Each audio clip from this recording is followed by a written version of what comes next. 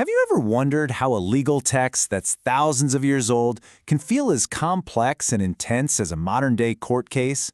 Well, today, we're going to dive right into the logical labyrinth of the Talmud and follow one single, absolutely fascinating argument from start to finish. And look, this isn't just about finding some dusty old answer. What we're going to do is trace the actual mental footsteps of these ancient scholars. We're going to see how they navigated an incredibly complex legal puzzle, one logical step at a time. Okay, so let's set the scene.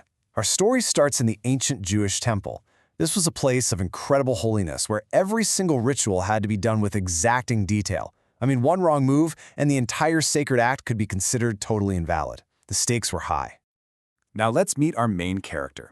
This is Rava, a 4th century sage who was an absolute master of legal logic. And his entire world, his whole arena, it was the super intricate laws of these temple rituals. This is where he lived and breathed. So Rava starts off by laying down what he considers to be settled law, the obvious stuff. He points to other temple rituals and basically says, look, we know for a fact that certain actions are totally valid even if the vessel they're in is just sitting on the ground. This is his starting point, his baseline. But here's where it gets really interesting. From this pretty simple starting point, Rava builds his real intellectual challenge. He poses a question that's way more specific, and it's this question that's going to lead us right into the heart of the debate. And here it is. This is the core of the whole problem. You've got the priest who takes a sacred handful of the meal offering. The question is, can that handful itself be made holy while it's in a vessel that's on the ground? The existing rules don't give a clear answer, and the entire offering's validity is just hanging in the balance. So Rava is at a crossroads. This is the heart of his dilemma.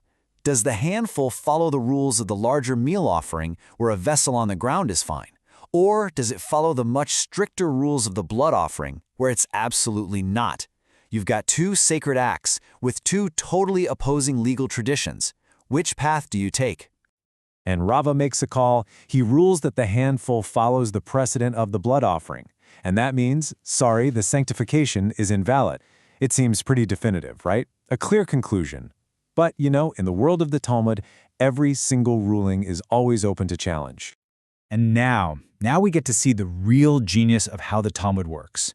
Because no scholar, it doesn't matter how great they are, is above scrutiny. The text of the Gemara itself now kind of takes on the role of a prosecutor, and it puts Rava's own ruling on trial. The Gemara basically pipes up and asks, wait a minute, did Rava really say this? Because it's found a problem. The text brings up another one of Rava's rulings, one that seems to directly contradict the position he just took. And here's the smoking gun. Rava had previously ruled that a holy handful can be split between two different vessels and it stays valid. But, and this is the key part, the exact same thing is not true for sacrificial blood. You can't do that with blood. So, which is it? Is the handful like blood or isn't it? Rava's own rulings seem to support both sides of the argument, and that's a logical impossibility. It threatens to unravel his entire case. You can't have it both ways. And the resolution to this whole mess? It's as simple as it is, well, profound. Rava retracted his initial ruling. He changed his mind. In what is just a stunning display of intellectual honesty, he admitted he was wrong and he corrected the record. Okay, so, new verdict, the handful does follow the rules of the blood offering. But you know, that just begs another question, doesn't it? Where do these super specific rules for blood even come from? To find that answer, we have to go to the ultimate source, a single verse in the book of Leviticus. Here it is, Leviticus chapter 4, verse 6. This one sentence, this is the bedrock for this entire legal structure. And now we're going to see how the sages dissect every single word to figure out what it truly means. So let's start with the verb dip. To the sages, this isn't just a casual touch. It's a very specific, physical action. So they deduce that there must be enough blood in the vessel to allow for a real, proper dip, not just a superficial wipe. Okay, next phrase, in the blood.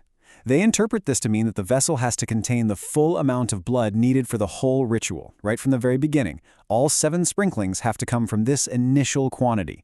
You can't top it off later. And finally, this little phrase, of the blood. This seems like a tiny detail, right?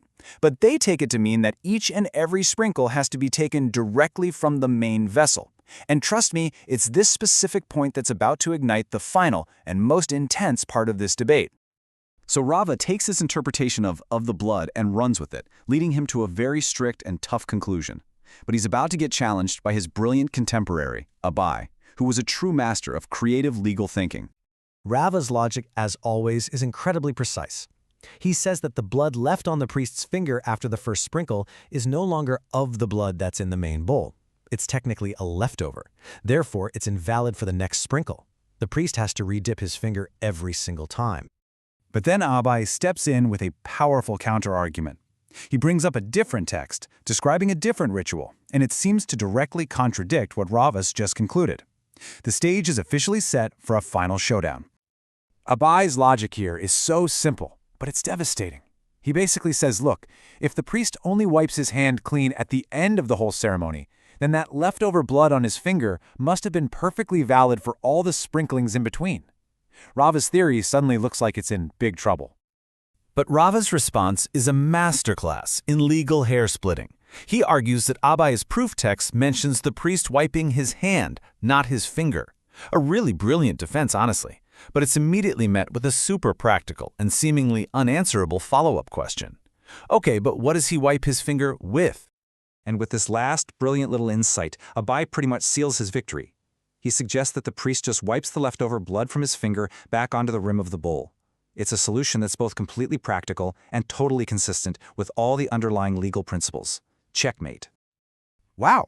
So, from just one simple rule, we've followed this complex web of logic and witnessed the Talmudic mind at its finest. This whole journey teaches us that, for these ancient thinkers, the search for truth was just this relentless process of questioning and challenging and constantly refining their ideas. And it's in that process, in that constant asking of why, that we really find the true power of this incredible text.